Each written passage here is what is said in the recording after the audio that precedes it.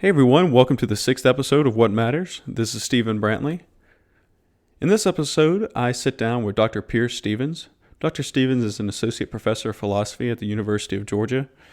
He is the editor of the journal Ethics in the Environment, and his research interests include environmental ethics and William James and American philosophy. I have him on the podcast today to talk about classical American philosophy.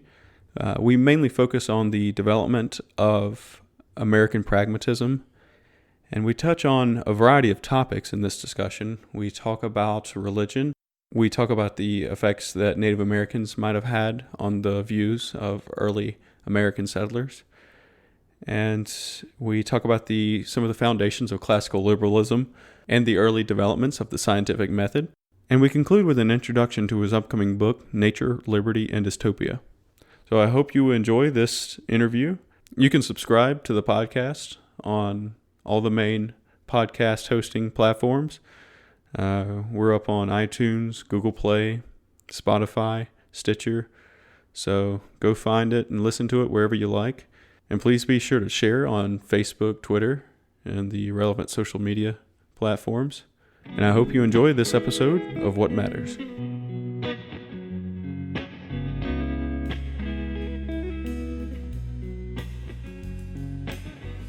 Dr. Stephens, welcome to the podcast. Thanks very much, Stephen. Glad to be here. Yeah, it's great to have you on. I'll give the listeners a brief background on how I know you. I took your Intro to Philosophy class at University of Georgia. I was a minor in philosophy, and then I enjoyed that class so much that I took American classical philosophy. And you're a very unique professor. You actually, a lot of professors teach things and just throw facts out there, but you actually make it very human. You tell stories, and there's more to it than just shoving facts down people's throats. So yeah, you really stuck with me there. So that's how I came to know about you. Thanks very much. I always try and incorporate that because we're dealing with human beings, not just texts, and it's often a far more in order to understand really what people are saying, you have to understand something of their lives and their history and the problems they're trying to solve. I think is really vital, and it makes it come alive. So yeah. I should also thank you for your introducing me to good British comedy. You try to always find relevant British skits to the topic that we were studying. I think you did a bit of Fry and Laurie. Is that what? That's right, a bit of Fry and Laurie. And then Mitchell and Webb. Occasionally some Yes Minister, a bit of Monty Python, though that's almost cliched now. I think everyone uses that, but yeah. Yes, I like bringing those in. It often I think it often adds something, makes it digestible and fun, but also kind of gets people thinking a little bit without it having to be dry. Yeah. So. Yeah. Fry and Laurie was big for me because I was actually a Dr. House fan, and I had somehow never known that Laurie was a comedian or did comedy like that. And so I was a huge House fan, and then I saw that, I'm like, you see him in a completely different light. But That's right, and it is extraordinary. I actually once was lucky enough to see Fry and Laurie on stage because when I just graduated, they came to the University of East Anglia where I did my bachelor's, and I was up there in the front row, so they were they weren't more than about 10 feet away, and they were very, very funny, and they also have very clearly a remarkably natural rapport. You could see they were ad-libbing off each other a lot of the time, and it was hilarious, so. It was. I actually just a few days ago was listening to a podcast with it was on the Sam Harris Making Sense podcast, and it was an interview with Stephen Fry. Yes. And he was talking about how Laurie was one of the biggest or the person that he had worked with the most throughout his career, and just how they kind of clicked when they first met. It was really interesting to listen to that. It is, yes, that's right. I think it does happen with certain people in life that there's that it's almost instantaneous, that you kind of recognize that this is someone with whom you have a very natural rapport and understanding, and that was clearly the case. The story I heard, I'm not sure whether it's true. The story I heard is they were originally introduced to each other by Emma Thompson, the actress, long before she was famous, because they were all at Cambridge together. So yes, it's curious to think of all these people who are so like famous now that at one stage they were just playing around as undergrads, as we all do, Yeah, it's crazy. So I have you on the podcast today to talk about the history of American philosophy. Sure. And what listeners may have already noticed is you have a British accent. So yes. why don't you tell me where you're from in the UK and what brought you to the United States? Certainly.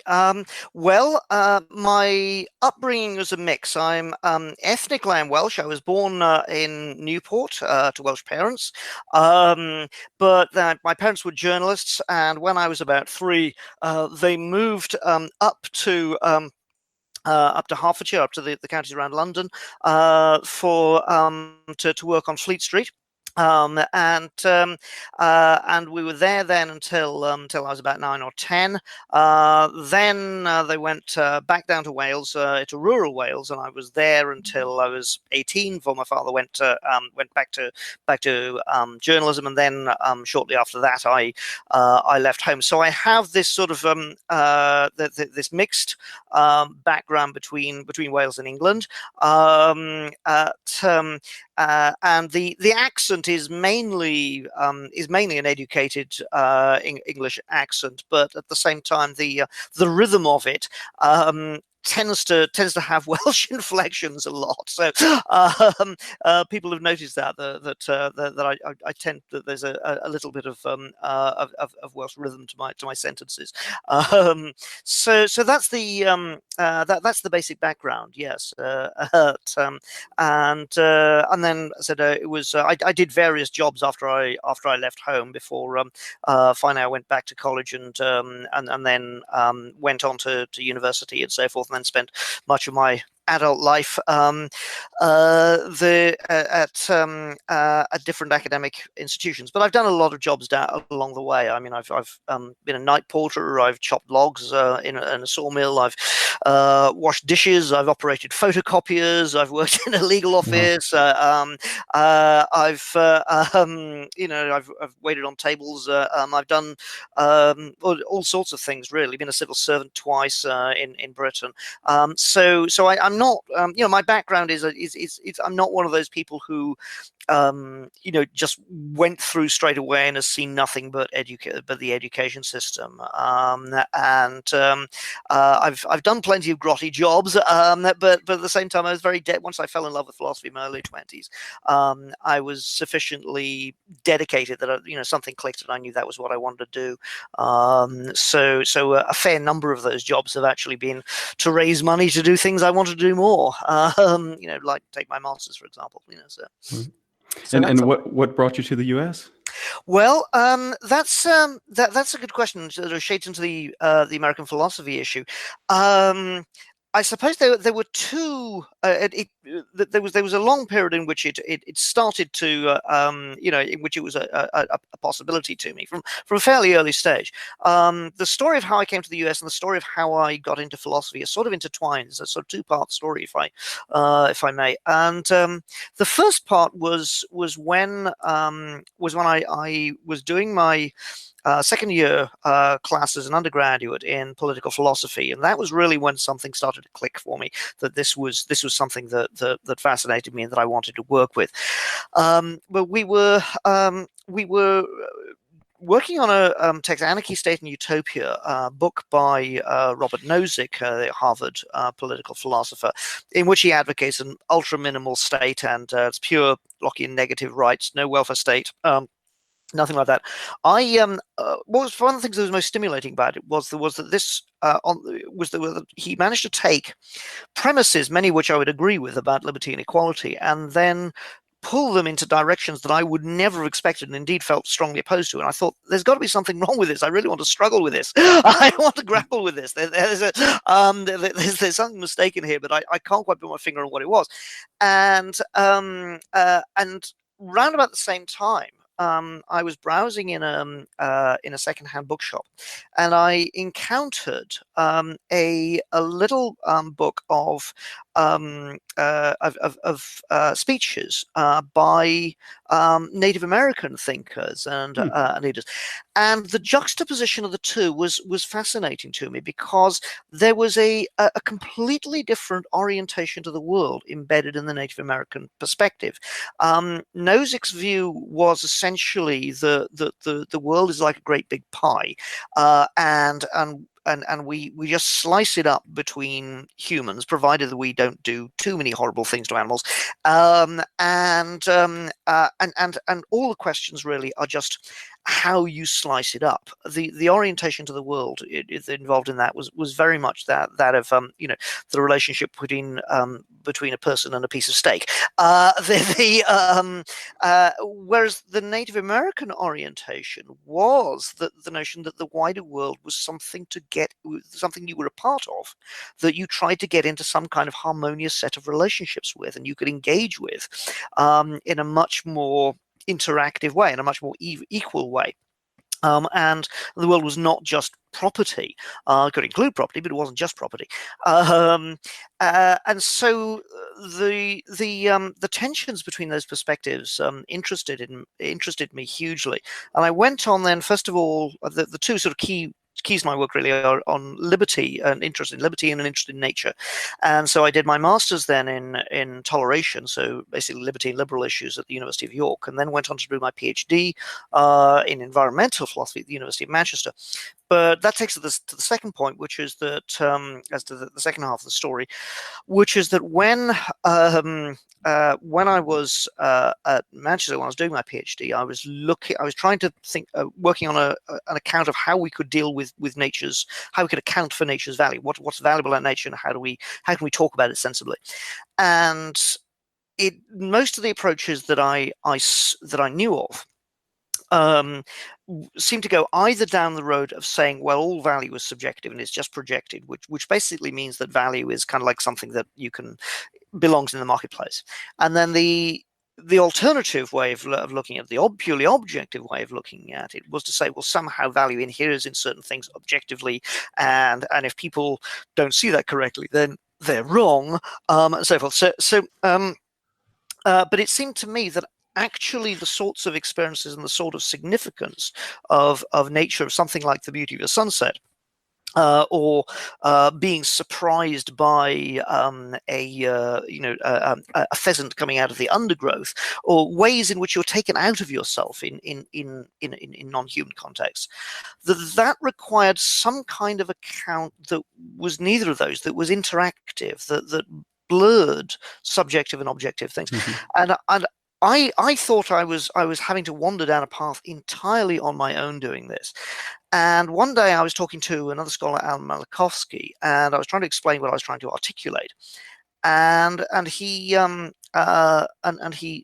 looked at me quizzically, and he said, well, what you're saying sounds very like American pragmatism. I said, does it? Because it's not taught in Britain. And he said, yes, go to the library, have a look. I think you might find that you've got allies there.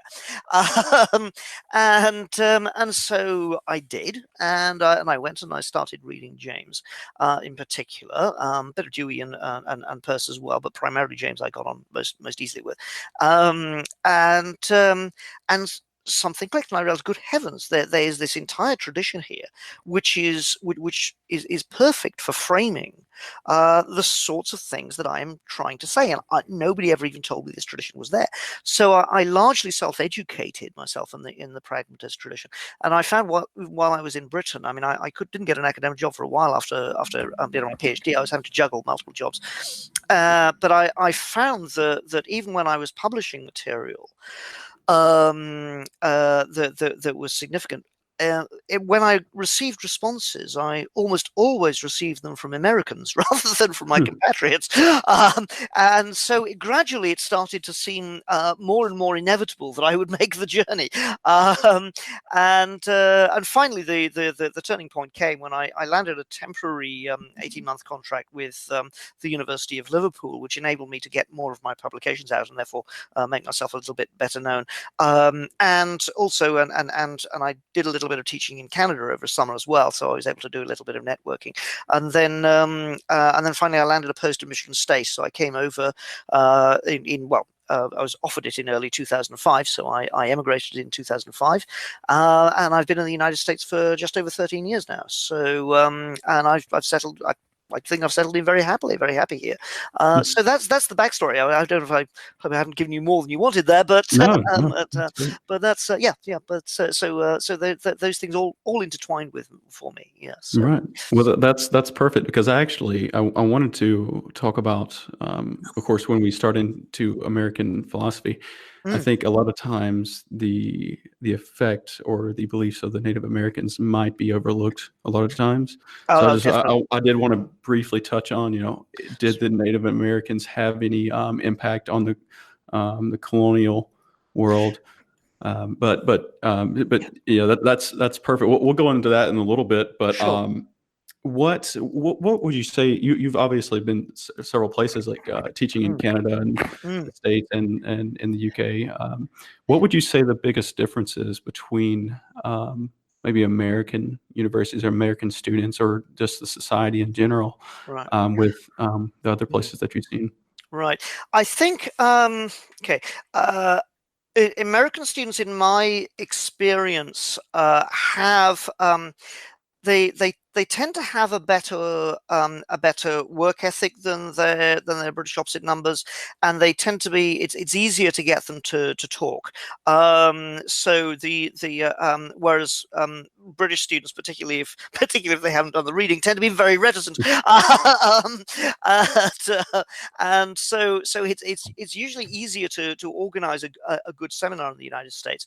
The downside, where the British side, I think, is somewhat stronger, is that the standard of American school leavers, so freshman classes, people coming in, their general levels of their levels of general knowledge, particularly about history and geography, tend to be significantly lower than in than in Britain or Canada, indeed.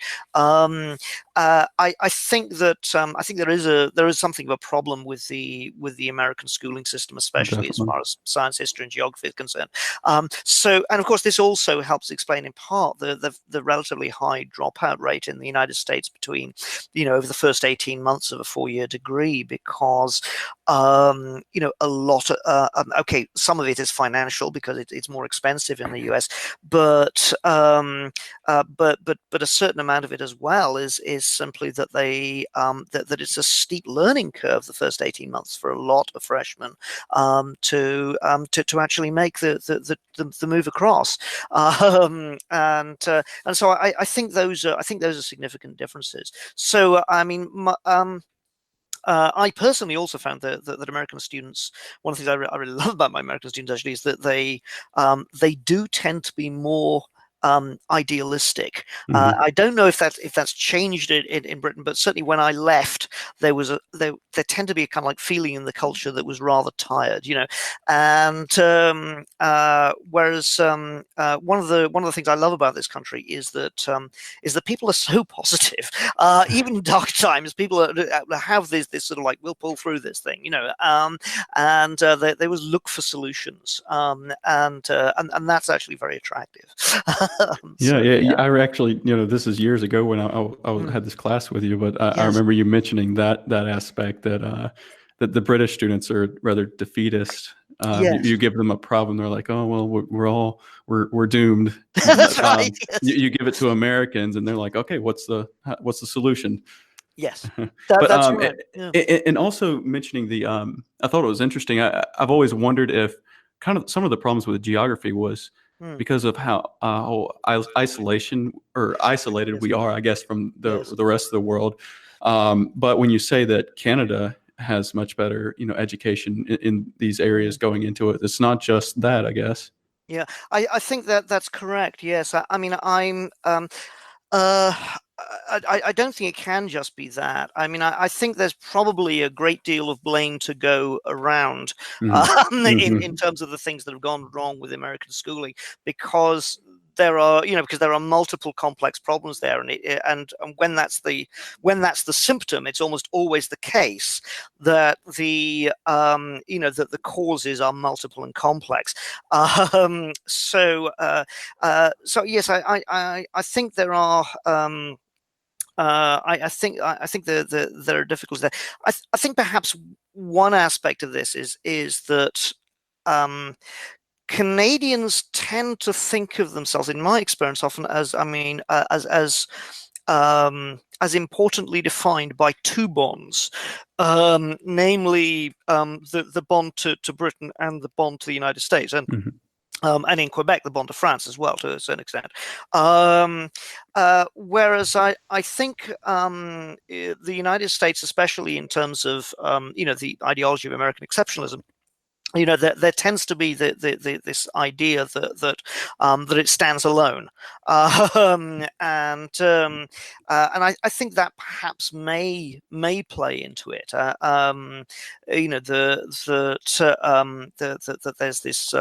there's this sense that there's that kind of the history that matters is the one that starts with the founding of the nation, and so if you go elsewhere or before that, then it's of limited relevance to today, and I think that's a mistake, and I think it's and it's also something which can hamper American progress, in my view, because it's if you look at what happens to superpowers historically, generally speaking, their decline tends to happen when the culture reaches a stage. It happened with Britain, it happened with Rome, it happened with pretty much all of them, where you think, well, we don't need to attend to what what other groupings are up to. We know it. We're intrinsically the best, and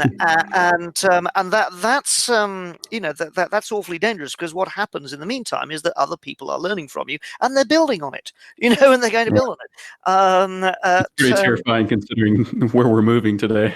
Well, indeed, yes, that's right. But I mean, examples of this strike me, the ways in which, for example, a number of European countries employ the principle of separation of powers in different contexts. They not only incorporate it into government the way America has, but they've learned to expand it further into other areas, such as internal inquiries into into questions surrounding authorities, the police. If there's a scandal or something like that, they tend to police those things pretty rigorously and use separation of powers, which is an American principle.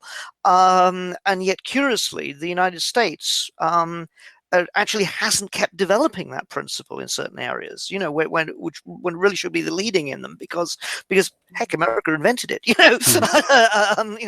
so there are, I think there are unfortunate things there that quite often, the best American ideas, funnily enough, have actually been picked up and run with elsewhere, and I'd like to see them, I'd like to see America itself picking up and running them, developing them further, because they're good ideas. So I think there's something curious going on there. I think it's so yeah. I suppose those are some of my thoughts on it. Sure. Yeah. Well, that's a great segue into the topic that we're discussing today, because I obviously, like I said, I wanted to discuss the history of American political thought. I mean, Sure. not philosophical thought. Yes. And I want to see if there's some common strand that runs through all of it, and understand kind of the pros and the cons behind that common belief.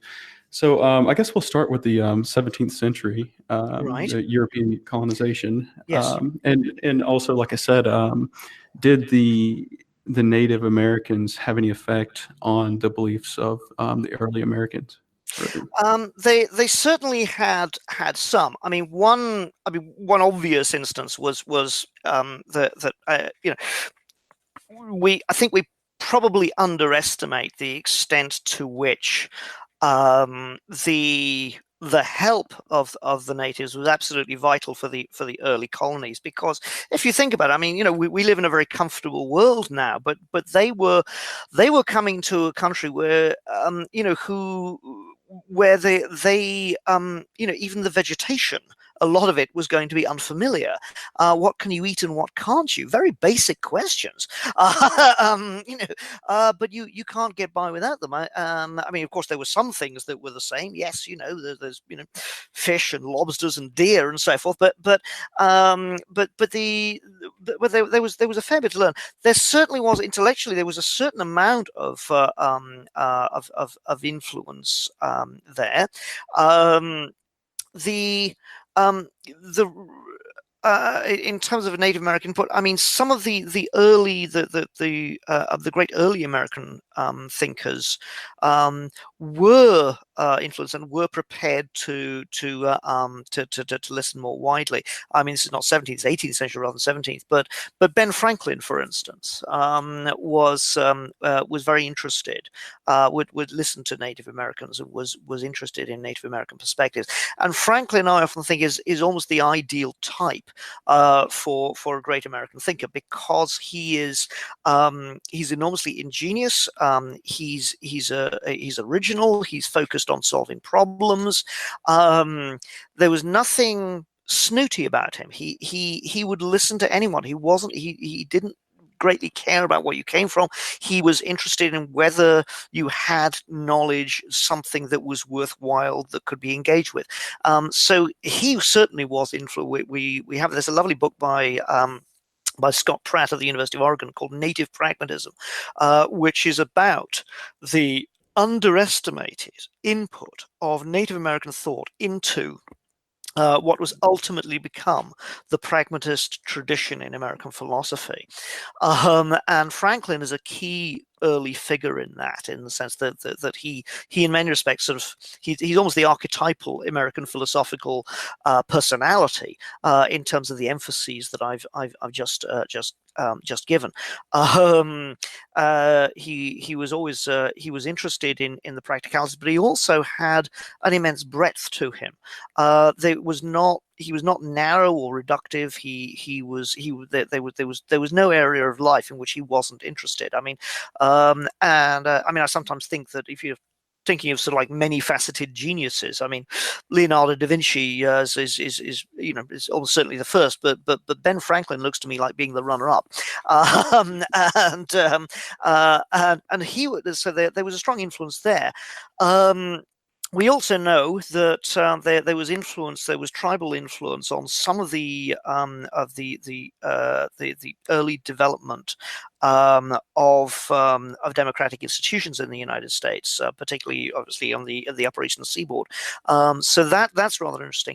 The notion that the more arrogant notion and dismissive notion of Native Americans really, that sort of came in later. Of course, there were tensions from a very early stage over land rights and all sorts of things like that. But what we'd but the worst excesses, as it were, certainly in terms of attitudes, not just practices, tended to occur rather later. So yes, so there definitely has been input there.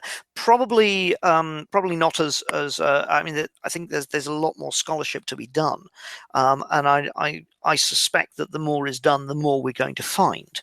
But Scott Pratt's book is very good on that. It's there, all right. The better research influences, of course, those that come from come from the other side of the Atlantic, particularly that of John Locke, on the founders. But I can. I mean, he's a 17th century figure.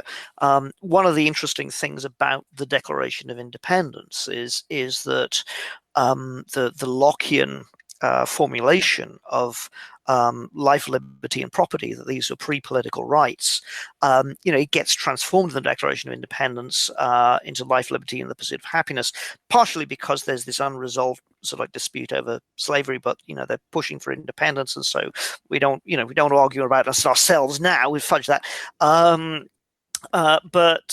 one of the interesting aspects, which I think is often not recognized sufficiently, is that in the Declaration of Independence, the subtext, in a certain sense, by using Lockean political philosophy to such an extent, Locke was thought of as being, although Britain doesn't have a written constitution, he was thought of nonetheless as being the philosophical hero of the understanding of the English constitution that had existed really from 1688 onwards, after William and Mary take the throne, and Britain reverts to Protestantism.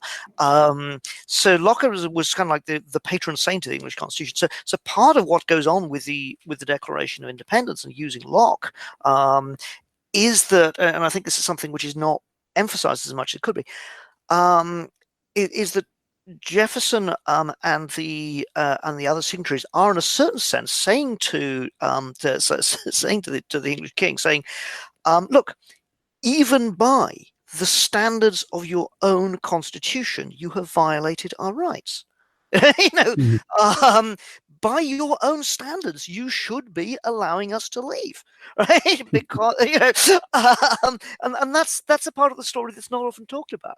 But if you understand the transatlantic influence of Locke, it comes out much more.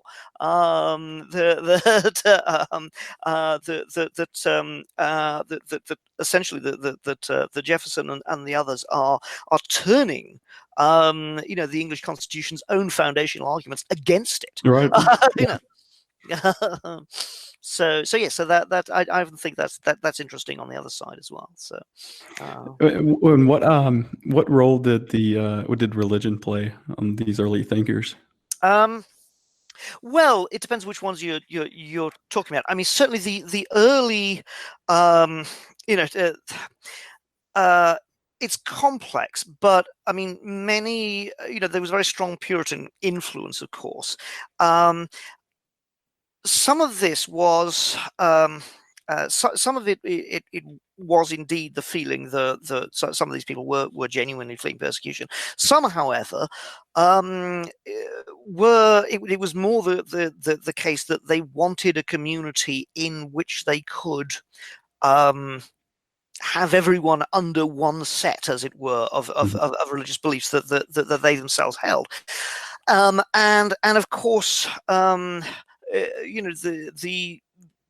other side of that, if you like, the British perspective, or the perspective of some Britons on that, particularly in terms of the Puritan instance, was say, well, no, you can't impose your your beliefs, if you sort of like hold Puritan beliefs. We have work together a kind of fudge with the Church of England, whereby you can have a plurality of beliefs under a single institutional banner. What you can't do is say everybody's got to live in one way.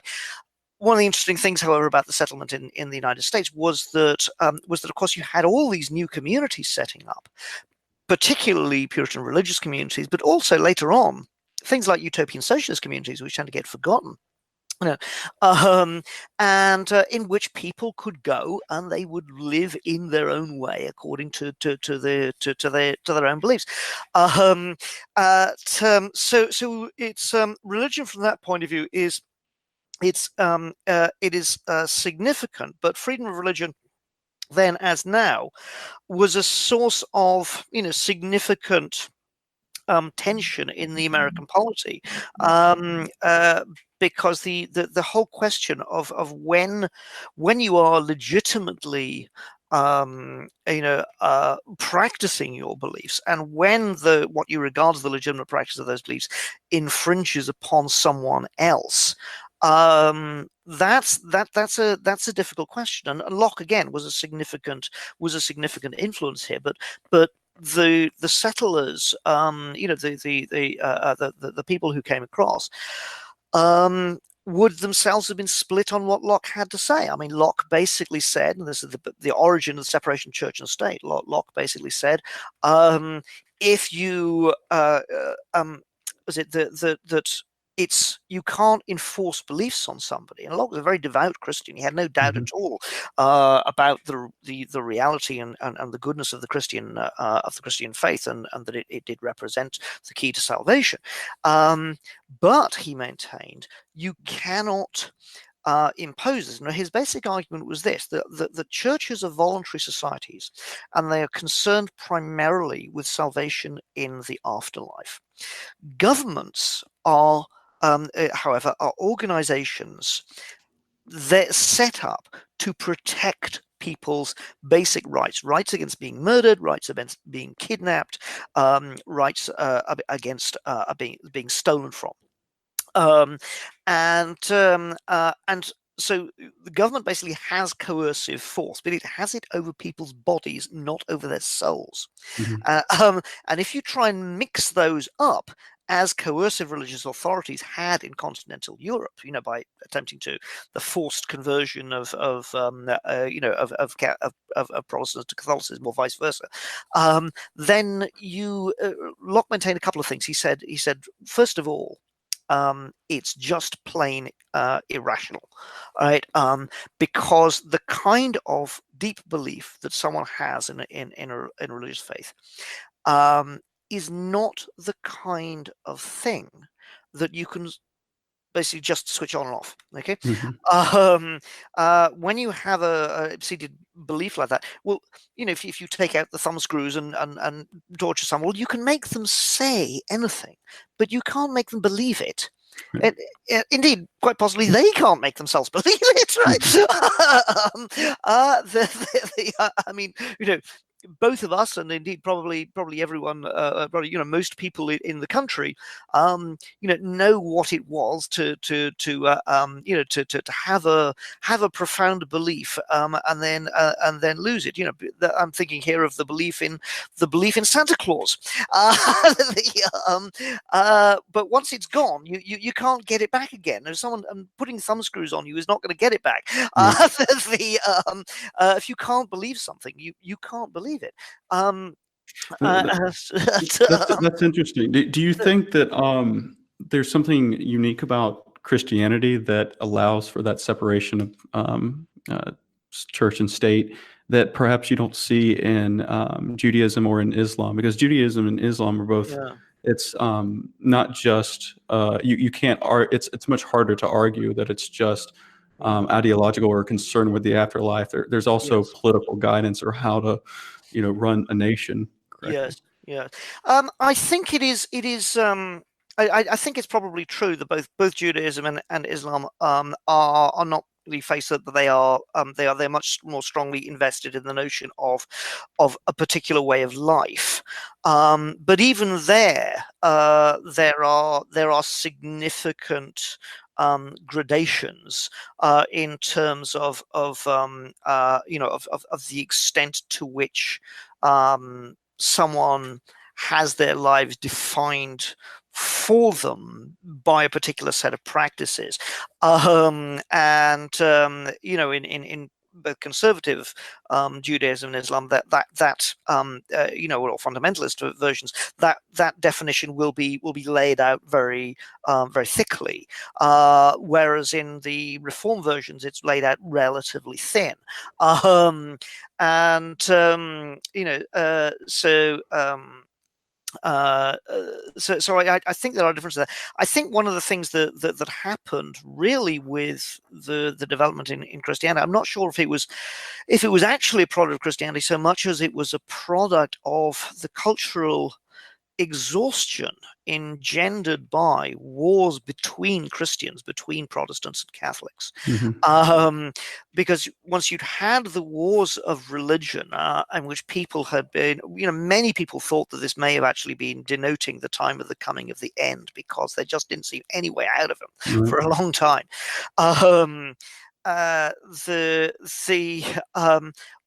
One of the things that happened with the Enlightenment was that you started to get a movement of appeal towards a sort of lowest common denominator, in which you have people like Locke, to a certain extent. I mean, Locke never quite puts it this way, but the subtext is more or less this: look, we may not ever be able to agree on what the good life is, on the way in which we should all live.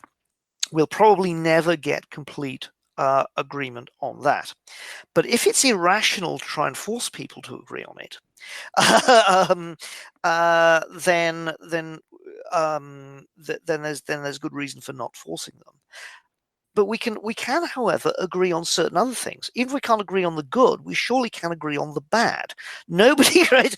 Nobody wants to be murdered. Nobody wants to be imprisoned without trial or charge. Nobody wants to be kidnapped. Nobody wants to be stolen from, and so on and so forth.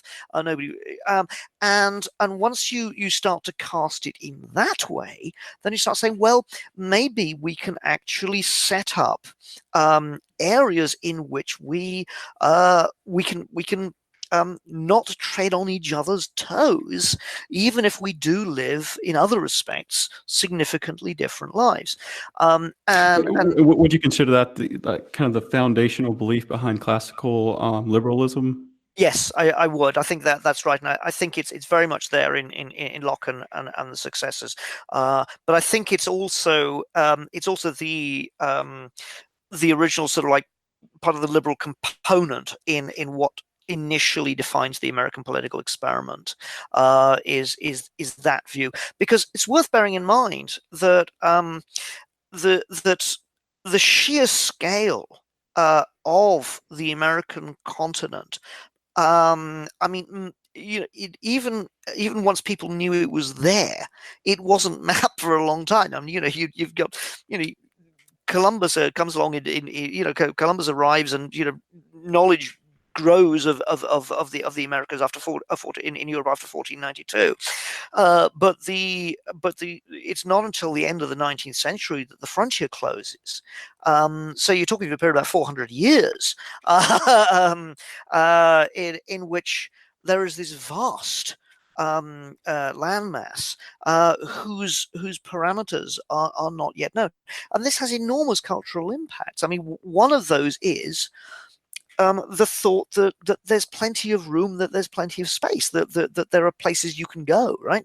That if you don't fit in one place, you can go somewhere else, which I think is still a very big part of the American mindset, incidentally. So you have that. It also has an interesting knock-on effect culturally on the other side of the Atlantic, because, for instance, the talk of limits, particularly in economic terms, which had been central to what economics had been up until the 17th century, starts to fade out, and increasingly the idea of limits starts becoming ascribed in terms of people's desires rather than in terms of absolute physical scarcity. Because of course, Europe, you have a crowded continent in which more or less everything is already owned, and then suddenly there is this vast continent whose limits are not known, and which just seems to go on forever. And it had an enormous cultural impact on educated Europeans merely knowing about it. And the difference in scale, even to this day, the impact it makes. I remember the first time that I saw American soil was in 1995, my first ever trip for a conference, and just looking out of the window of the plane and seeing the vastness of the eastern seaboard spread across the horizon, and I remember, feeling sort of boggled at the sheer scale of it, and I'm coming to that on an aeroplane, as someone who has known about the existence and the presence and in a theoretical way the size of the American continent, ever since childhood. Imagine what the emotional impact must have been on people who had come from a crowded continent, and they are moving to they are going to somewhere that is so vast on a sailing ship. It's said that it was so rich and so ripe that the earliest European settlers could actually smell America before they could see it, which is extraordinary to think about.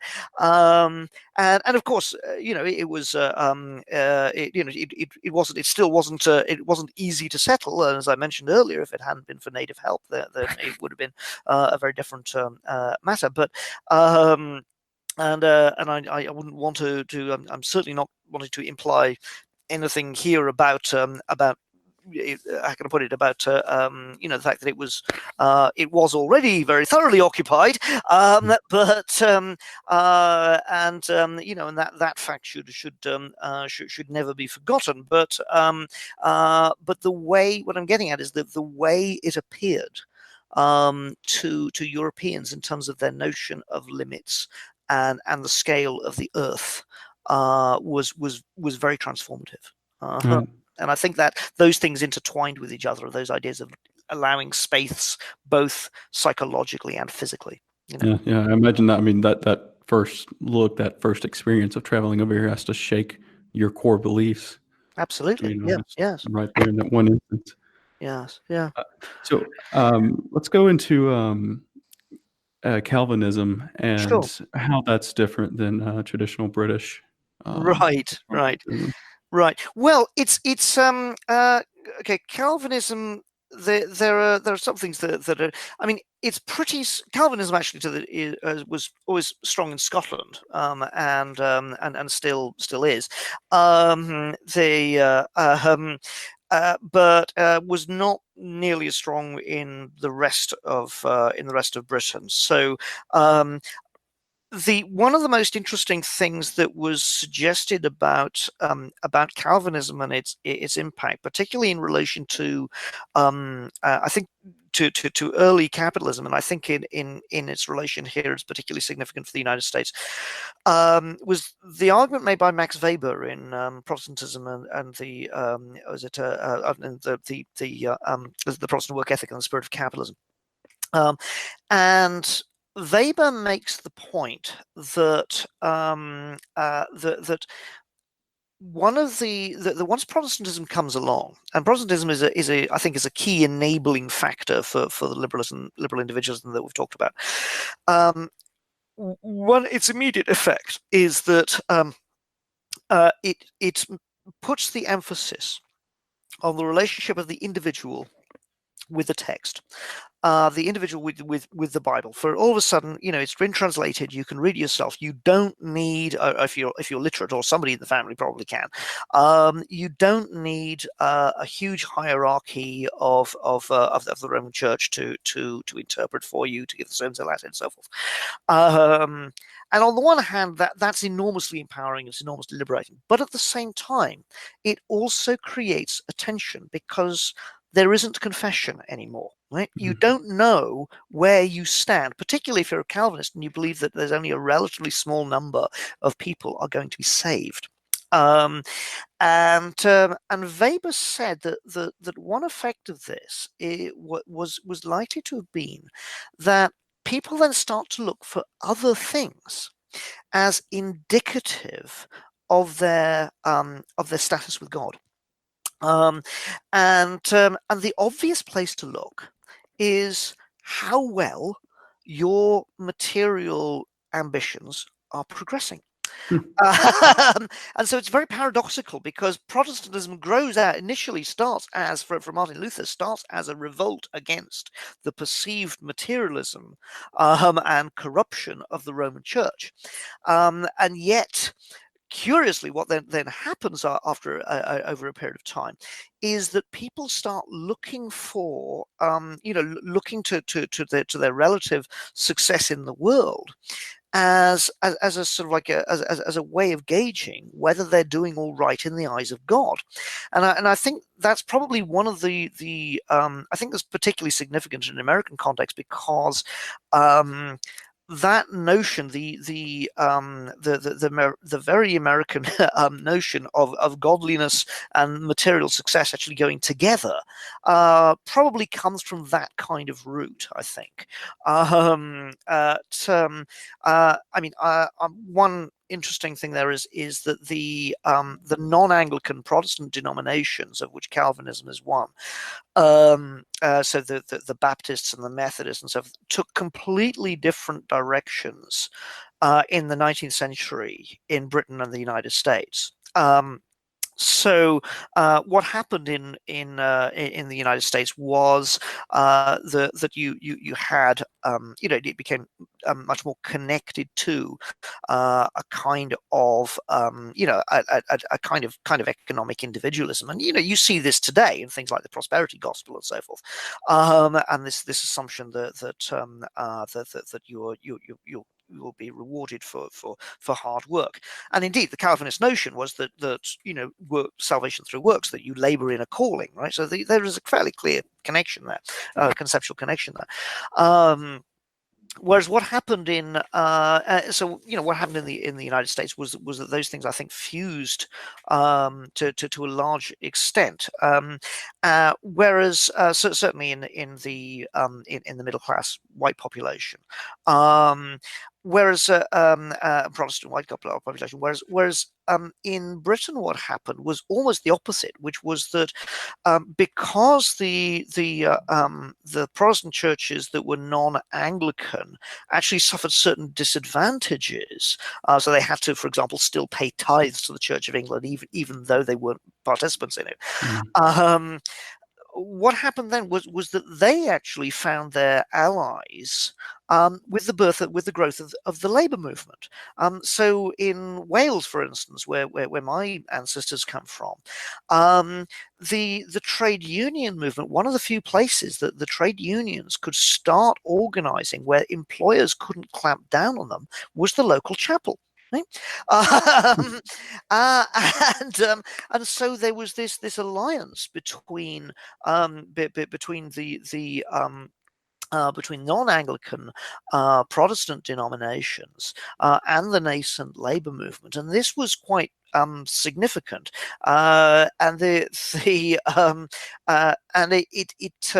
And it meant, in turn, it fed back also into the theology, right? So the emphasis started to become on looking at, for example, the passages of theology that talk very strongly about standing up for the poor and the vulnerable, right? And about justice and about sort of like fighting your corner against sort of like against the Goliaths of the world. So it's curious. If you could take today probably an American Southern Methodist and a Welsh Methodist, and theologically there's they track back to the same roots, but their politics would be light years apart. So it's interesting from that point of view. I think it fed into a certain sort of it interfused with a certain sort of individualism. Well, initially helped initiate a sort of initial individualism in the United States, and then economic individualism, and has intertwined with it really ever since. Whereas in Britain, it took a quite different path. So yes, I suppose that would be my answer there. And Calvinism said is most strong in Scotland. One of the interesting things, in fact, about the about the political makeup of the United Kingdom, Britain, is that the Celtic nations have always been more collectivist than the English, and so notions of social provision, so for the labour movement has tended to be significantly stronger. Its traditional areas of strength have been Wales, Scotland, and the industrial north of England. Conservatism has tended to be based rather on the south and southeast and southwest of England. So those things have interwoven quite strongly. That's very interesting. I never knew that history behind the non-Anglican Protestants. Or Yeah, that's it's funny, obviously, because you look at Baptist or Methodist today and in the South, and you yeah. might not even see that much politically different between them. But one thing is that they typically don't, they're not progressive or left-leaning, Exactly. but so Yeah, they have that's some right. close ties Oh yes, historically. very much so. Yes, yes, that's right. It is. It's curious, and I mean, my paternal grandparents were born into that sort of background, and were both very strongly left wing. Mhm. So yeah, um, it was always, the moralistic end of they were always, shall we say, the moralistic end of the labor movement spectrum, in the sense that they did put an emphasis on, yes, you be the best person you can be, but they did not buy into the notion that whatever happens to you is necessarily you're doing or your fault. They Right. very much believed into the reality that there is such a thing as social oppression, and there are people who do it and people who suffer it. Hmm. Hmm. So I guess uh, that kind of ties in with determinism, which I want to talk a little bit about sure. Samuel Johnson and Jonathan Edwards. Mm, And this is around the same time when the European Enlightenment was going on in the yes, 18th century, and yes. that was also around when the development of Calvinism was really affecting these thinkers. So, what contributions did Johnson and Edwards bring to American thought? Gosh, I, right. I imagine we could do a whole podcast just on that, but We probably could. Yes, you take me slightly out of my comfort zone there, but the uh, I mean the yeah or I guess more so than just them. Just how yes, did the Enlightenment tie right, in with right, early okay. thought? Okay, right. Yeah, that's easier. Well, the uh, the Enlightenment, I suppose it comes in partially in the ways I've already discussed, but it also comes in, I think, in something else, which is uh, the Enlightenment slogan, as Kant puts it, of trusting to your own judgment, right? Of trusting to your own understanding, of growing up in that sort of way, and I think that's a very significant input, because uh, it reaffirms, I suppose, something that's implicit there as well in the Protestantism, and indeed in the ethos of someone who's of people who are consciously making a new life in what for them is a new country, um, and it is the idea of judging by the fruits rather than the roots, that you look for, um, you're interested in what's workable. You're not confined by running with a tradition. right? Mm-hmm. And this again, I think, is very significant in terms of the American mindset to this day. One of the things I notice, it's a trivial example, but I think it's quite a telling one, is the differences I noticed, for example, even in having academic job interviews on the two different sides of the Atlantic. In Britain, people would always be interested in asking basically about my background, about what sort of traditions I was working in, about the scholarship, and about the connections. In the United States, I was always asked questions about where my ideas were going. They were interested in the future. They were interested in the results. They were not interested in the tradition. And I think that's something I think that runs quite deep in the American mindset. And I think the Enlightenment played into that, because what goes on in the Enlightenment is which is a self-conscious. Well, there are many ingredients in the Enlightenment, but one of the most striking aspects of it is a self-conscious attempt to rethink, while still connecting to certain basic aspects of preceding belief. I mean, most of the founders, for example, were deists. They weren't complete atheists. They weren't saying throw away religion, but they were nonetheless sort of like prepared to look very much afresh at evidences and proofs and moral arguments, and to try and find new ways of looking at these. And so you have a willingness to think new thoughts, and to innovate. One of the things that de Tocqueville says, and de Tocqueville in Democracy in America in the 19th century, de Tocqueville is that there are times when the things he says about Americans, you can kind of tell there's a certain amount of a rather snobbish French aristocrat in there, but there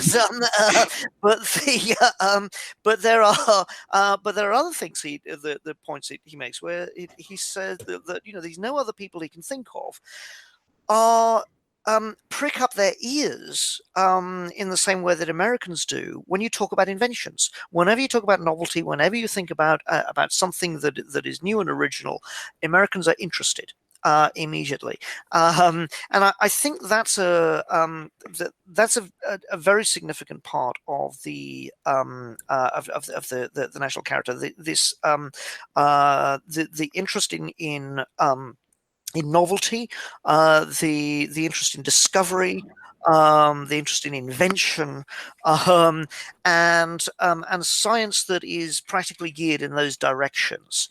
I think is very significant. So some of that, and that certainly comes out of a lot of the Enlightenment thinkers. I mean, the actual way in which it runs in terms of the history, I think is often misunderstood, because you get, if you like, the sort of early Enlightenment, which is partially a sort of like revolt against the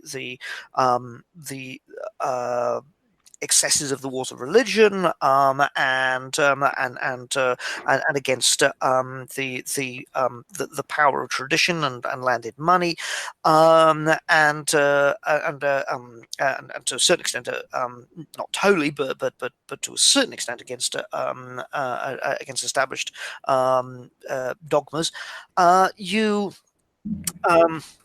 You have that, and you have this attempt to sort of found knowledge anew, because once the Aristotelian worldview dies out in the 17th century, there's the question of what replaces it. And Descartes tries to find a new foundation, and Locke tries to find new foundation, and Bacon tries to find new foundation. You start getting the beginnings of scientific method. But, and this is where it's sort of where I think a lot of people kind of like get fuzzy. There's a quite a long period in which the promise of science and new inquiry is ongoing, but the actual results have not arrived. So I mean, the Industrial Revolution, doesn't actually come along until round about until the early 18th century. And the spinning jenny, if I remember right, was 1733,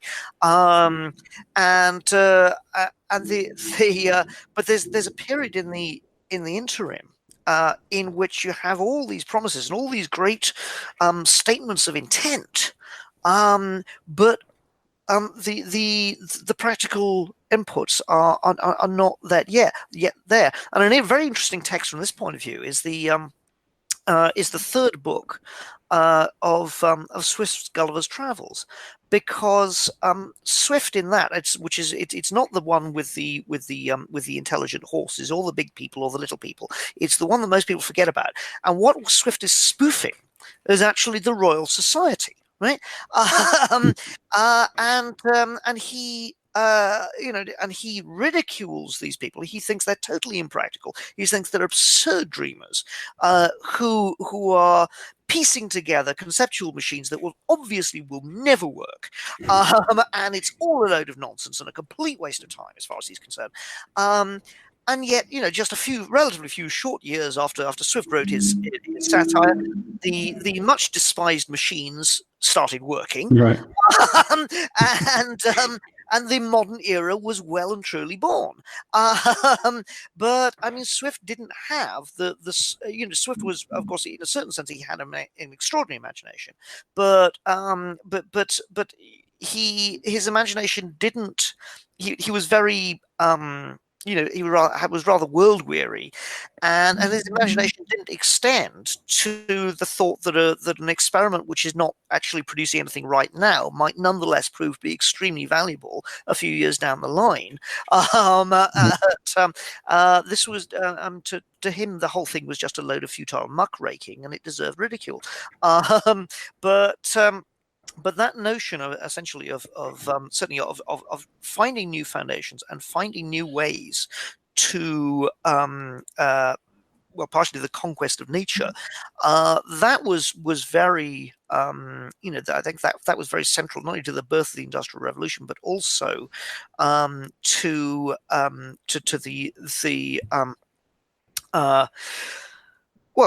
the development of later American thought, a willingness to engage an experiment. I think was really is very foundational in American thought, and that's something that it's very well. Put it this way. You can find particularly religious Americans who are skeptical or mistrusting of science, but they're very seldom mistrusting of what science produces. Same kind of way. I mean, unless you're talking of people who really want to go the whole hog, like the Amish, and even then, it's only within their own communities. A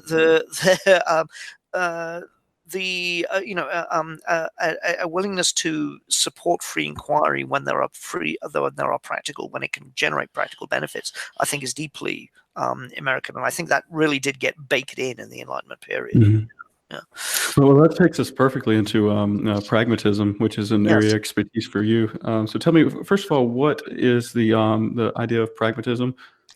Right. Okay. Well, pragmatism, the core idea was essentially that the way of discovering the meaning of a concept is by tracking its consequences, and there are several component parts to pragmatism. There are several different types of pragmatism. I'll focus primarily on Jamesian pragmatism because that's my specialism. Mm-hmm.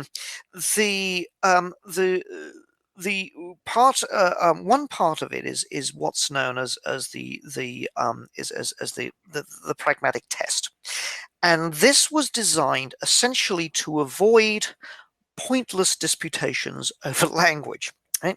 And because what James and others noticed was that a great many philosophical debates, particularly in metaphysics and the philosophy of religion and ethics, seemed to seem to go nowhere, right? And they never seem to generate actual results. But the insight was that a lot of the time why they don't generate the results that they should is because the terms have been insufficient, have been improperly defined, or they have been set up in ways that they cannot be reasonably tested in such a way that you can have sensible discussions about them. So James suggested that what you should do is look at the actual, what does it mean if proposition A, if statement A is true as against statement B being true. Let's track their likely consequences down the line, right?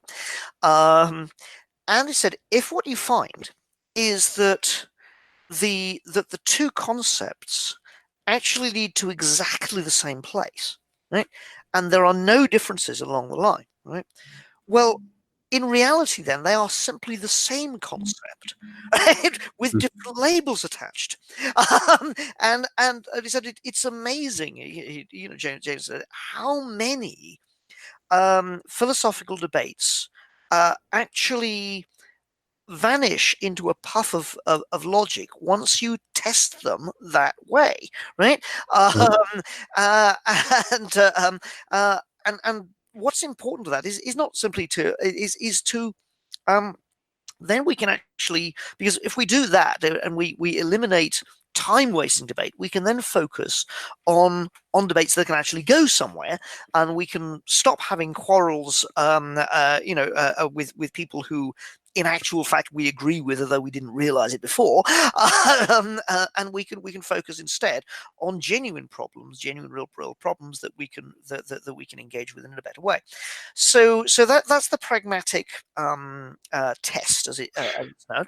The other part of it is essentially is what he calls genetic theory of what's meant by truth, right? There is what is truth. Now, sorry, did you want to come in there? That was actually the question I was going to ask. Okay, right. Yeah. Yeah. Well, the next question is what's that's right is truth. The sort of the complementary part of it. What do we mean when we say something's true? Well, generally speaking, usually there are two sort of primary theories of truth that are popular. There's what's called correspondence, and there's what's called coherence theory. And a correspondence theory essentially says that something is true if it corresponds to some form of identifiable fact in the world, right? So if I make a statement about saying, for instance, that the fact that apples are green and then turn red, right? Then I can test this through correspondence. We can look at whether apples actually do go green and turn red, and ascribe it a truth value accordingly. The alternative is what's called coherence theory, which is basically to say that we ascribe truth because of their coherence with previously accepted works of truth that have shown themselves to be true time and time again. Right? So, so from this point of view, so how well a statement or a proposition about the world coheres with the existing statements that we have, which have proved themselves. Right? For instance, if we have a scientific account of a set of phenomena, and they have continuously they've never been contradicted, and we have a choice in explaining another bit of data which we would normally think of as being putting under this. We have a choice between an account that explains the data in a way that's coherent with all the previous observations as a body of thought, or an account which requires us completely junking all that. We're going to go with the one that fits, because essentially it is more coherent. Now, James's theory is basically sort of tries to draw on both of those accounts. He says that that what's true. It famously says that what's true is what gives satisfaction. This is horribly misunderstood. He did later regret the fact that he put it so loosely. But but what he means by this is that essentially the truth must be workable, and it is workable in one of several ways. It is workable either if it fits clearly and can be verified in correspondence terms, that there's something you can look at and you can say, yes, that is correct, right? Or is workable in the sense that it works in the coherence terms and it gives satisfaction in that kind of a way. But he also, and he says, look, for the vast majority of propositions that we accept as true, are not actually going to be susceptible to immediate face-to-face verification, right? So so if someone wants to deny that the Eiffel Tower exists to me, right?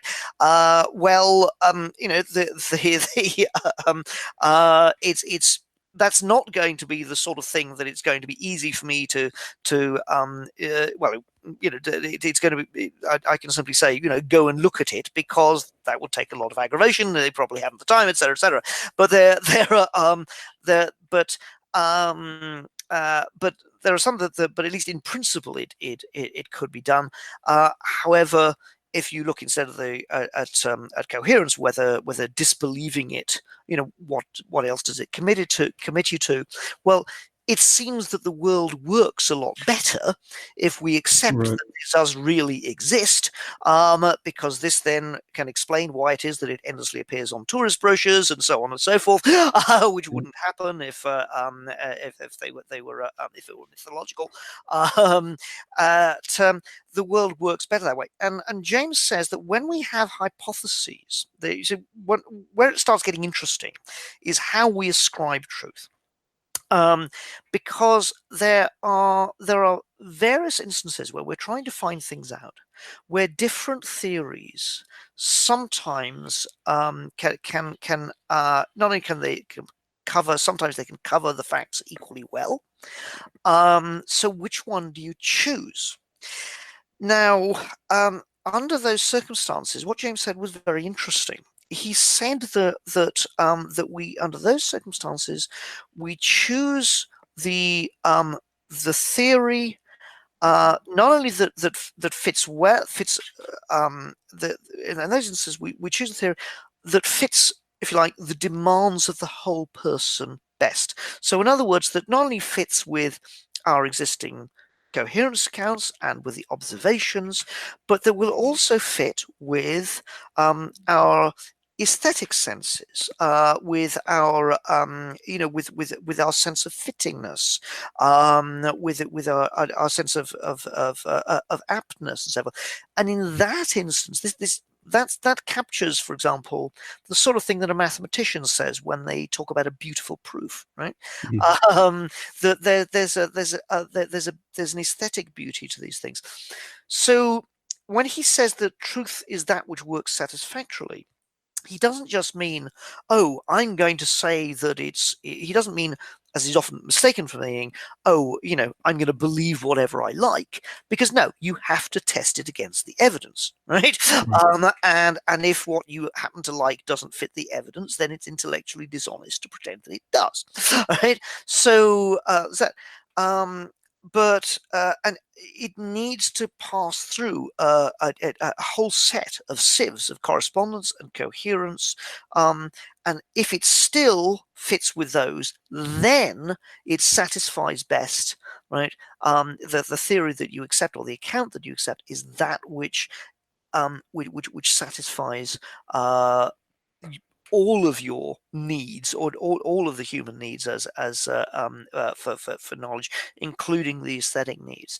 And this is quite important, because pragmatism is often thought of as being this sort of crass philosophy that just equates truth with usefulness, and so it's some kind of, oh, if it profits me to believe it, I'll believe it if I want to believe it. I don't want to believe in climate change, therefore it isn't true. It doesn't mean that that's not what pragmatism says at all, right? It says but it does say on the contrary that the truth is testable by evidence. Where you can't have direct evidence to confirm it, you look for the nearest thing that's available, and when you are looking for competing theses that fit the facts equally well, you choose the one that gives the richest fit.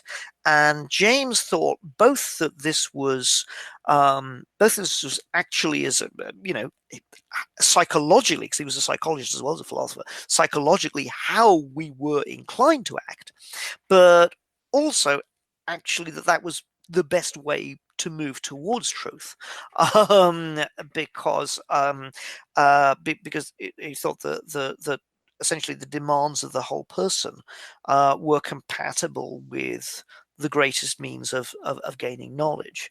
If you look at the people who've made the greatest advances, the Da Vinci's of this world, you'll find that one thing they almost never were people who lacked a sense of the aesthetic. They were very seldom people who were narrow in their orientation or interests. There was almost always a certain openness to the world and a certain engagement and a certain interest, including to be stimulated by that which was beautiful and fascinating. So he wants to get that into the picture, both the subjective and the objective components in creating truth. So, and that to me is what's wonderful about pragmatism is that far from being a narrowly reductive or sort of Philistine philosophy, it actually incorporates ideas of beauty and fittingness into truth itself, and so to me it's very broad and rich. So yeah. Wow. Could you think of any, and this is a crazy question, but could you think of an example of some or two theses that they can compete with one another all the way down Right. to the factual level, and then it comes to Right. that, those two views of what's Yes. Yeah. better a fit. Right. Okay. Oh, that's And just to be clear, it's not as simple as Occam's razor, right? No, it isn't. No, that's right. Indeed, sometimes it might even be. It's not quite as simple. No, because Occam's razor simply says take the simplest. If take the simplest possible conclusion. Now, that's not actually incompatible with a Jamesian account, because most people, certainly in the sciences, would say that in fact the simpler solution usually is the more beautiful solution anyway, because it covers more with less, right? Okay, so Perhaps one possibility would be, if people argue about the origins of the universe. There's a debate going on that's continuous of whether there's a balancing, yes, expansion yes, and contraction going on, that it's happened throughout all of time, or yes, if it was just one instance of the Big Bang happening. So yeah. there's really no way to test that at this moment in time. Yes, yeah, and in that instance, I mean, James would say, I think he would say, he would invoke the notion that the richer fit is the truer fit, and so yeah, all right, I mean, an example an example from James's work might be the hypothesis in philosophy between free will and determinism. And James says, well, essentially the amounts of evidence on either side tend to cancel each other out, right? So you say, so what are we allowed to do? Is there anything that the one can give that fits that the other can't? And he makes the argument that that a belief in free will enables us to be actors in the universe in a way that we would not otherwise be able to be. And he used the example of the Brockton murder, which was a particularly horrible murder of the late 19th century. And he says, if you ask a strict determinist about this and say, well, sort of, how do you feel? They would have to say, well, it was a horrible thing, but it could not have been otherwise, right? Mm-hmm. And James want to say, well, the the can we really be as whole beings be morally contented with a philosophy that, when it confronts hideous suffering and injustice, basically has no response but to shrug its shoulders? This is on the contrary.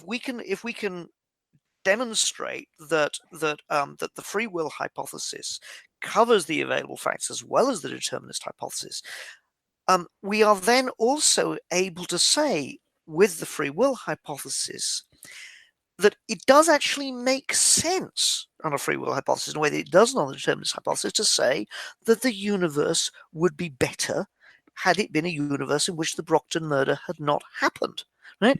That it would be, and moreover, that if we have these capacities, then although it may be risky, although it may be dangerous, although it may be difficult, we have the option available to us to try and make the world a better place, such that events like the Brockton murder occur less frequently in it. I mean, he never says we can create a utopia, right? I mean, he never says that it's going to be made perfect. He's what's called a meliorist, right? He thinks that the world can be made better, but that in all probability, it can't be made perfect. Quite simply because even good things themselves frequently conflict, and you have to sacrifice one rather than the other, right? We've all had that kind of experience when we are, for example, torn between a fulfilling relationship and our dream job on the other side of the country, right? They're both goods, right? So you have to sacrifice something.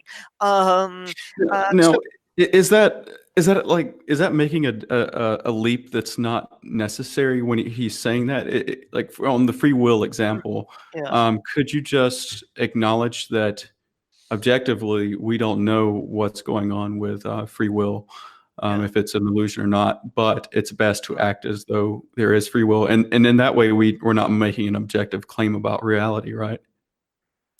Right. Well, James, for James, this was very personal, because he had actually struggled with mental illness, and a major part of his, what we today would call depression, was actually the belief which the in determinism, which had been in a strict determinism, which had been sort of like thrown at him as a form of intellectual challenge, and which he found it very hard to resist, but he hit upon the idea, which he drew from the French philosopher Renouvier, of essentially making a belief in free will in itself a test. So, in other words, I will try to believe in free will and see if it makes a difference to how I act. Now, if it makes no difference, then fire enough, it's refuted. But if it does actually start to make a difference, then it would seem to be the case that it can't be a label for a chimera. The belief in it may actually be something that you can test by believing in it, as it were. And James slowly and steadily began to recover, and it was an extraordinary recovery, because it meant over the course of around 20 years that he went from a man who was on the threshold of being admitted to a psychiatric institution as a patient to becoming the greatest psychologist in the United States, Right. which is an astounding transformation. So for him, it was actually a very practical thing. As to the belief, the test of it really was actually whether it played out in your life. So he would think of it certainly in those terms. I mean, his own life was transformed by a transformation in belief. But more broadly, I mean, he would say, I said, in terms of his position was, I said, was meliorist, which is that we it's not that we can necessarily change everything, but it was nonetheless the belief that things can be made better in the world through our actions and beliefs. And accordingly, even if they can't ever be made perfect, it's once you believe in free will and the capacity to change at least some things, then things can be made better. Not everything, and things can't be made perfect, but they can be made better, and that in itself is empowering. I think that would be where he would probably go. Okay. Yeah. Yeah. Well, one final question for you. If you could think of one thing or name one thing that you believe that matters most, or that we should be talking about now more than ever, what do you think that would be? Oh gosh. Right. Well, that depends on the context. I suppose in terms of in terms of current affairs, I mean, the two things that I think are fundamentally intertwined, and I mean, it was firstly the major threat to our existing structures of civilization, which is climate change. And I mean, secondly, I think something which shades into our inability to deal with this major threat at the moment in our political structures, and that's radical inequality. The um, we are in a peculiar situation in the sense that most of the world recognizes this threat. Many thousands of people are facing it. Literally, it's taking their lives and their livelihoods away every day, and yet we are failing to deal with it. And if we have to ask why we fail to deal with it, it's because there is too much power in the hands of people who have a vested interest in either denying it or not tackling it. And this is the problem. Ultimately, it is going to affect all of us in one way or another, or almost all of us. So I suppose that those are two intertwined problems to me. I am an optimist in the sense that I'm actually quite optimistic about what human beings can do when they are informed and work together democratically. I'm quite optimistic from that point of view. But I think that the moment the problem that we have, the problems that we have, many of them are that there is too much power in the hands of people who have the wrong incentives, for sometimes for structural reasons, sometimes for legal reasons, sometimes for reasons of perennial human vice, multiple reasons why people are not doing the things they should. I suppose that those are the two things that I would say are the biggest problems, and I think they one of the ways towards trying to tackle those is essentially to having an engaged, intelligent, educated electorate that can tell when it's having the wool pulled over its eyes. And so if I had to, if someone had to say to me, how do you justify doing what you do when there are many other practical things you could do to help people in the world? I mean, I could be out there sort of like, filling buckets for people in Africa or whatever, I suppose that would be the way I would justify it, would be to say that helping people think more clearly and helping people understand more clearly is something that I think is vital to intelligent citizenship in an organized democratic society. Oh man, I completely agree with you there. I think that's a big passion of mine as well. Well, so you spend most of your time, I guess most of your research is probably in the area of environmental ethics, right? That's correct. Yes. And Yes. so I might have to have you back on sometime to talk about that. That's a very interesting. We touched on it a little bit here, but Yes. that's a very interesting topic and very relevant today. You're currently working on a book. What's that entitled? It's entitled "Nature, Liberty, and Dystopia," and the basic thesis is this, which is that we often it's very common to see environmentalism and environmentalists portrayed as enemies of liberty or enemies of democratic freedom and so forth. The interesting thing, however, is that if you go back into most of the history of the Western world, if you go back from antiquity right up until the 17th century, what you find is that nature, in a couple of different ways, was actually associated with principles of freedom rather than with principles of authority. So there are two basic traditions I identify.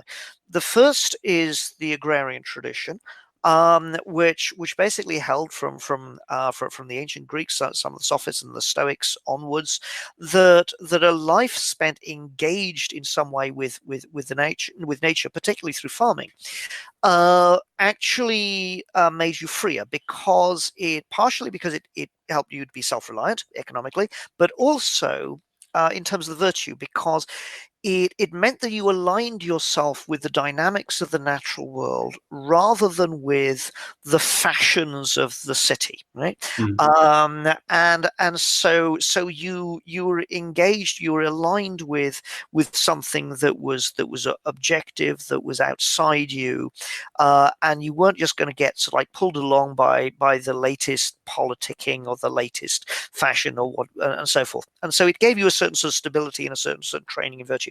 That was one tradition. The other one was rather wilder. It's called the Sylvan Liberty tradition, which is basically the association of forests and the places outside the city, outside the political community, as being touchstones of freedom. People go into the forest and they encounter bandits, they encounter mystics, they encounter wild men. Always they encounter people who are associated with transformation, and always this acts as, in the tradition, as a corrective to the excesses of authority, excesses of tyranny and so forth in the wider community. So, and this is a tradition that runs, sort of from ancient Greece right up until the 17th century. So think of, for example, you find it in Shakespeare, for instance, in A Midsummer Night's Dream. What happens is that the four of them, the main characters, they go into the forest, and it's all wrong, right? Because sort of like they're falling from the wrong directions. They're in love with the wrong people, and Puck messes them about a bit for a while, but eventually they get properly set up, and then they go back to the city. But if you think even more appropriately for tyranny and liberty, Macbeth, right? What happens in Macbeth? Well, the tyrant, he commits murder in order to gain the crown, and then and he asks the witches, when will I, and they say, well, I'll rule until Birnam Wood come to Dunsinane. Well, that sounds impossible, doesn't it? You can't uproot a forest. And then lo and behold, off goes Macduff. He raises an army, and he comes back, and they're clad in the idea of Birnam Wood that comes to Dunsinane. Right? So it's the symbolism of the forest of liberty, and the liberator is associated with the forest, and it destroys tyranny. Now, what happens when you get into, however, once you get into the 17th century, with John Locke's political philosophy and with Baconianism and with Newtonianism, is that suddenly this all gets turned on its head. There's an intellectual revolution, which very few people seem to realize happened.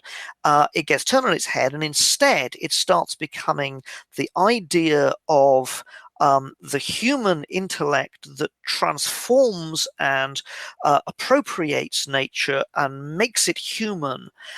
That becomes associated with liberty, and nature itself gets thought of as simply determinate, as simply causal, rather than being something that you can, something that can be a source of inspiration, as it was before. And the basic thesis of the book is that actually nature is a legitimate source of inspiration, and that our ancestors were correct in this, and that there are very important liberating aspects of the human psyche that encounter with non-human nature stimulates and helps us and helps free us by freeing and stimulating our imaginations. And that in that sense, our pre-modern ancestors were right about that. But the tradition has never completely died. And I argue basically that what happened was that around about the same time that we were having the Lockean political revolution and followed by the Industrial Revolution, you also had those ideas. They moved largely out of mainstream political philosophy, apart from a couple of mavericks like Thoreau and Rousseau.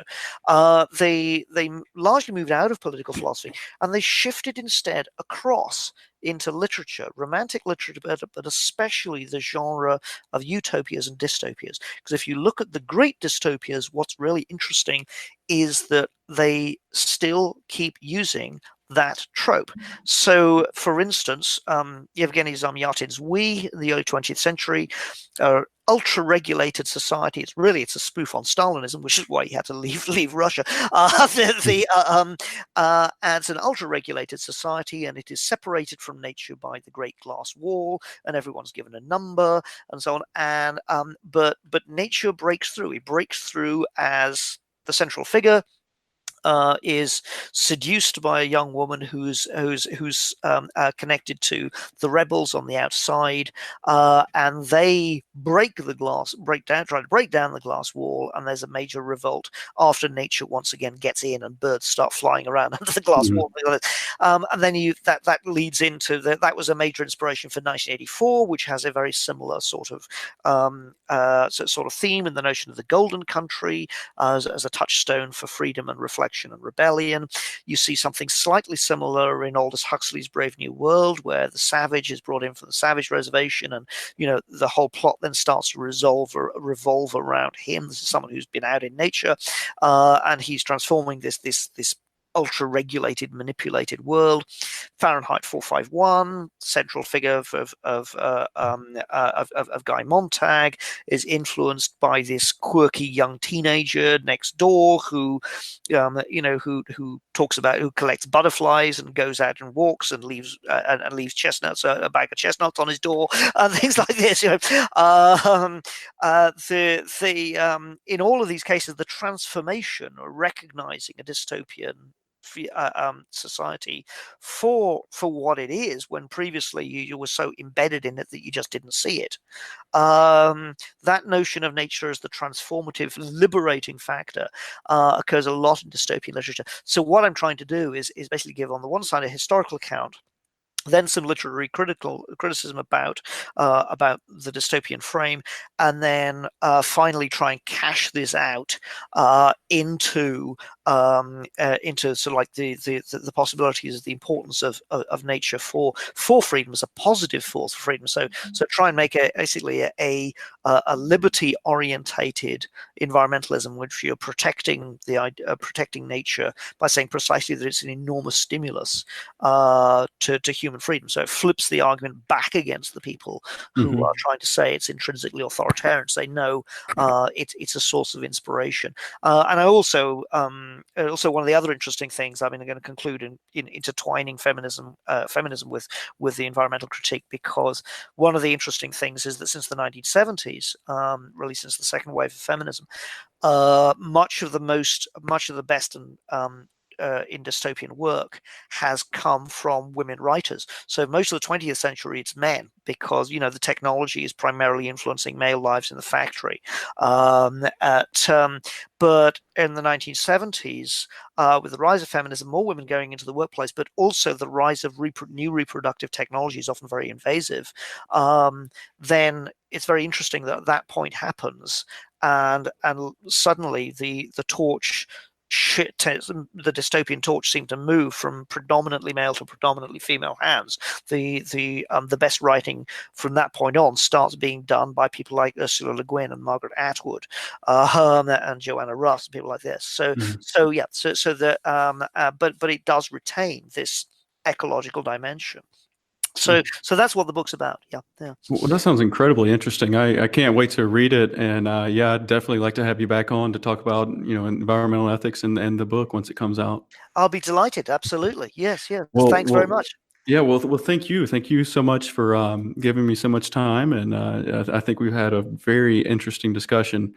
So yeah, thank you. I very much enjoyed it. Thanks for giving me the opportunity to hold forth. Hope I haven't been too self-indulgent. No. Great. Okay. All Thanks very much, Stephen. Well, thank you. You have a good one. You too. All the best.